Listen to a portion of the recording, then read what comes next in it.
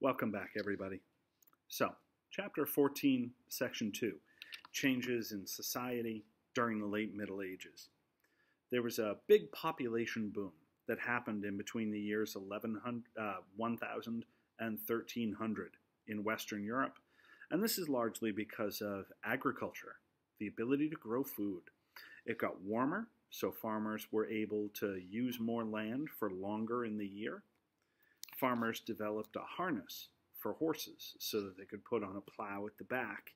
And this was way better than using oxen, because the problem with oxen is they're really slow.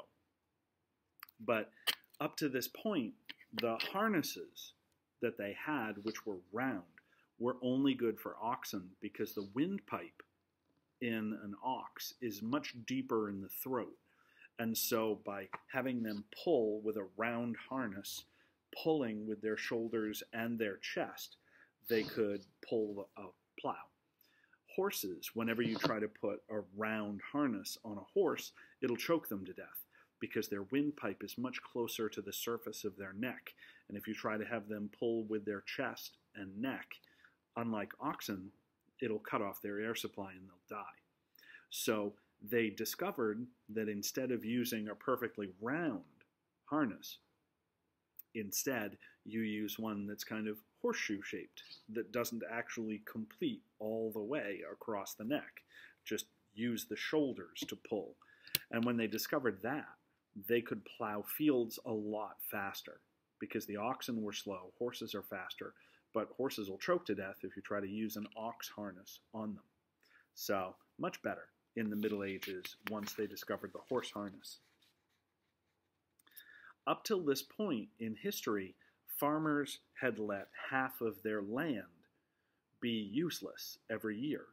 They switch from plot A to plot B, and then back to A, and then back to B every year. They rotate. But what they discovered was that you can actually cut your land into thirds instead of halves. And if you use part A and B in year one, and then you use part B and part C in year two, and you use part C and part A in year three, and on and on and on, you can actually get more use out of your farm fields every single year. If you try, of course, to use the same land, 100% of it, for the same stuff every year, then after 3 or 4 years, it'll just be useless and you won't be able to grow anything. So you need to rotate your crops. You need to rotate what part of your land you're using. They discovered that in what's called the 3-field system. Instead of splitting it in half, split it into thirds, use 2/3 every year. The 3-field system, it meant there was a lot more food in Europe. So we have more growing season because the weather's warmer. We have better plows for horses that can move faster. And we have more land able to farm. So that led to better nutrition. You can have a lot more food, and if you can have a lot more food, that means a lot fewer kids die of malnutrition when they're children. They will grow up into adults, and they'll be able to have more kids. Plus, older people can survive for longer as well with better nutrition. So the fact that they had more farming, better farming, faster farming, meant that the population could really boom. More kids were growing into adults to have their own kids. It became important now, at this point in history, to have full names. Up to this point, it was like John of Biddeford, or David of Yarmouth, right? You could do that. Or David, the son of Andrew, or David the carpenter, right? But now, since the population's booming, you really should have a last name to help you differentiate between other people. And so a lot of these last names are based on your occupation. For example, a smith, like a goldsmith, or a silversmith, or a blacksmith. John Smith, John the Smith, right? Or cooper, someone who makes barrels. Or carpenter, David Carpenter, right? Or archer, someone who makes arrows. A baker, David Baker, right? Dyer, someone who dyes wool for a living. Tyler, mason, weaver, potter, miller, cook, carter, clerk, gardener, parsons, Hayward, Woodward. All of these are occupations from the medieval period that have turned into last names. There are also modern last names that are towns where people came from, like Hamilton. People with the last name Hamilton, their ancestor came from the town of Hamilton, or Derby, or Eton, Irving, Johnston, the town of John, Lincoln, Lindsay, Monroe, Murray. All of these are names that came from places. And there's also people whose last name comes from the son of some ancestor that was famous, like Anderson, son of Andrew, or Jackson, Johnson, Davidson, Robertson, all of these. In addition, Scottish people, instead of son, they use of, but they abbreviate it with an apostrophe instead of an F. So O'Malley, son of Malley, or O'Sullivan, son of Sullivan.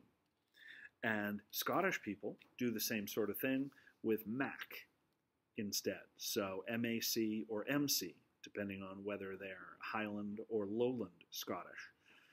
So MacDonald, MacGregor, son of Donald, son of Gregory, right? All of these last names come from whoever the dad's first name was.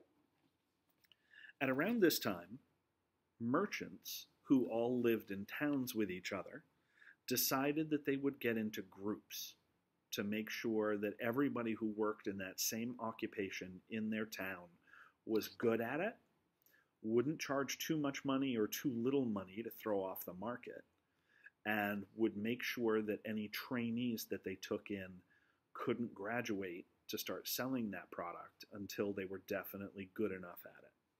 These groups are called guilds, so medieval guilds. Basically, all of the glass blowers in a town would get together and they'd meet once or twice a month, and they'd set the rules for being a glass blower in your town. They'd set the prices for the work. That way, nobody's undercutting or overcutting the rest of them out of business.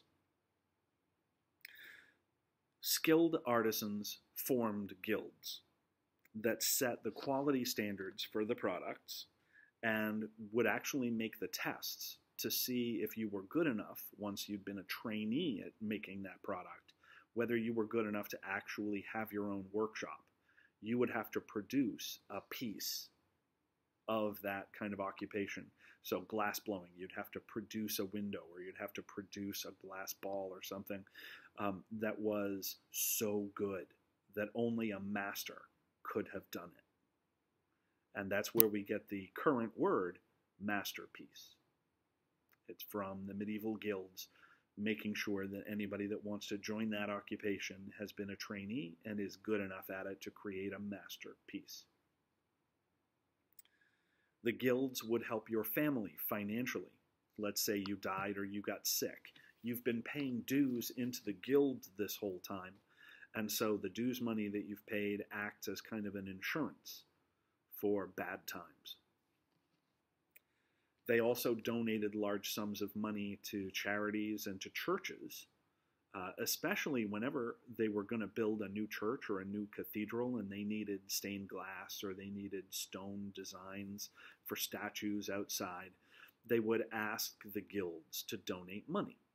And in exchange for the donated money, whatever product the guild makes needs to be advertised in the stained glass window or by the statue. So, for example, the cloth weaving guild might donate money to have a statue of St. Matthew made, and that statue would have to be in a really fancy robe. Or if you're the archery guild and you guys are making bows and arrows, you want to make sure that the window, the stained glass window, has people using bows and arrows in it as an indication that you're where the money came from. So early advertising. Advertise your product in the church. The commercial revolution. More people meant more trade. Towns and villages had market days where people would come from 25 miles away sometimes to go to the big city or the big town and sell their stuff in the market.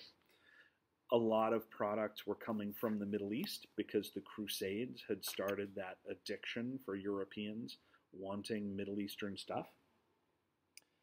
It became too difficult for merchants to really carry large amounts of coin to be able to buy huge amounts of stuff to bring home and sell. So instead, we see paper money starting, and even more prevalent than paper money at this time, we see the invention in the West of checks. These are things that had already been created in the Muslim world. Basically, there's a bank. It has another bank in another location. You write out a check because you've deposited money in one bank in 100 miles away, and you travel 100 miles and you go to another one that recognizes that original bank, and you write your check and you cash your check at the bank, and they give you the 100 coins that you put in at the other bank. So now merchants could travel safer, could travel lighter, and could travel easier. Most medieval towns were smaller than Cumberland or North Yarmouth. The biggest city in the medieval world, really, was kind of the same size as Portland. So we're not talking about big mega cities. Streets, though, were narrow. Streets were dirty. Every floor, like the ground floor, then the floor above, then the floor above, actually came out a little further into the street so that there would be more living space. The streets needed the sidewalks, they needed the places for carriages to drive, but the second floor would always jut out by a foot or two, and then the third floor a foot or two even further out than that. And this means that you don't get a lot of sunlight in medieval towns because the sun just can't make it through down to the street. And if you think about it, you've got butchers in the street, you've got blacksmiths, and they all produce garbage. They produce nastiness. And so they're going to want somewhere to put it. And there's no trash pickup. And so they just kind of toss it out in the street. So if you can imagine walking down a medieval street, how it must smell and how it must look with all the butchers having thrown out the parts of the animals that they can't use, and all the blood that's run as they've been butchering the animal, all the blood that runs out into the street. And all that stuff just kind of pools there and sits there, because just like sunlight can't get down there, you can't get very much rain down there either. And this is actually the origin of why men should walk on the outside of the sidewalk, or if you're walking in the street, should walk closer to where the cars are going to pass by. Not so that you can, if you're a guy, not so that you can take the hit if a car veers and hits you instead of the girl. It actually comes from the medieval period, and it's because women's clothing was a lot more expensive than men's clothing. And so if a cart comes by and splashes those pools of butcher's blood or whatever else they've got, and it splatters up towards you, then it's going to hit the guy who has cheaper clothes instead of the woman with more expensive clothes. Another reason why the guy should walk on the outside of the sidewalk in the medieval world is because people lived on the top floor, the third floor usually if it's a townhouse in the medieval period. And you could practically open up your windows and shake hands with your neighbor across the street. Because remember, the third floor juts out on both sides of the street. Pretty close. And when you wake up in the morning, what's the first thing you have to do? Right? You've got to use the bathroom. Except they didn't have indoor plumbing. And without indoor plumbing, if you need to use the bathroom on the third floor, you're going to use a pot. Chamber pots. And so every family, every bedroom had chamber pots. You go ahead and go to the bathroom right in that. And then you open up your window. And then you call out, if you were in England or in France, you'd call out, look out for the water, which is gardez-le. And then you would dump your chamber pot right out into the street. And of course, that splatter is going to bounce back and bounce up. And if a guy has cheaper clothing, they should take the hit. Yeah, pretty nasty. Yikes. Another issue with the fact that second floors and third floors are jutting out that much closer to each other is that fire can spread incredibly quickly. A fire in the third floor of one house, just a slight breeze is enough to bring it right over across the street. Not even the neighbor side by side, but across the street. And then it'll go even further. So fires in the medieval day were really, really dangerous because of the housing situations. But it was better than living in a medieval manor.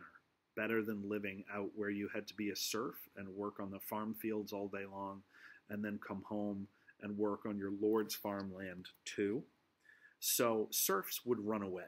They would run away to go try to live in towns or cities. And there's a famous example of how serfs can actually become free people. Serfs could gain their freedom if they hid out in a city and had proof that they were there for 1 year plus 1 day. 1 year apparently not good enough. 1 year and 1 day, that's all you need. So if you can have witnesses who will attest to the fact that you arrived in town on a specific day and you hide in the town whenever the police might be coming by looking for escaped serfs, you won't want to be caught. So you'll hide out in the town for a year and a day. And if you can prove that you have, then you never have to go back to the medieval manor. You're a free citizen of the town. New towns would spring up and they would try to break away from the local noble who would own that territory. And if the king was feeling generous, and normally they were because they liked having extra allies, then the king would decide to give that town their own constitution, freeing them from the local noble. This is called a town charter. So in the medieval period, medieval kings, in order to make friends with cities and towns and weaken the power of their nobles, would grant charters to cities and towns that would spring up and want to be free of the local nobles. Learning in this time period was starting to become a real big thing. Education was not important in the early Middle Ages because of all the invasions and barbarians. And you're not really going to care that much about an education if someone's about to slaughter you, right? So education became very important in the late medieval period once things settled down and it was Europe invading other people instead of other people invading Europe. Starting in the 1100s, Christian scholars got the Jews to start teaching them languages like Greek and Hebrew so that they could understand more of the writings of the time of Jesus, because Jesus wasn't writing in Latin. So they also discovered new incredible things from the older time periods, new to them, about math, science, law, government, philosophy. They learned from the Muslims that they traded with as well, now that the Crusades were over and Europeans wanted Middle Eastern and Asian goods. By the end of the 1100s, groups of thinkers would meet and read and discuss ideas, and they set up places called universities where you could learn anything in the universe. These wealthy and intelligent people started to get degrees of education, like a bachelor's degree, which is generally a 4-year degree, or they could get a master's degree above a bachelor's, a couple of years extra learning on top of the original. They were called scholastics, schoolmen. They used Greek and Roman classics, like the work of Aristotle, in order to prove things about the world around them. So Greek and Roman influence on England and France ended up being very important. Some thinkers decided not to write in Greek or in Latin or in Hebrew. They wrote in the modern languages of that time. We call a language that you might have in your own country your vernacular. Vernacular, the vernacular. So in America, our vernacular tends to be English, although there are neighborhoods where French is spoken more, and a lot of places where Spanish is spoken more. In Germany, the vernacular is German. In Italy, it's Italian. In France, it's French, right? So the vernacular, your own local language. And people like Dante wrote the Divine Comedy in the vernacular. Chaucer wrote the Canterbury Tales in English. And Christine de Pizan wrote her City of Ladies in French. These are great examples of masterpieces of literature written in the vernacular, their own local language. There was a great church thinker named Thomas Aquinas, and he wrote logical arguments to try to prove the existence of God at this time. The next time we get together, we're going to be talking about England and France and how they get through the medieval period.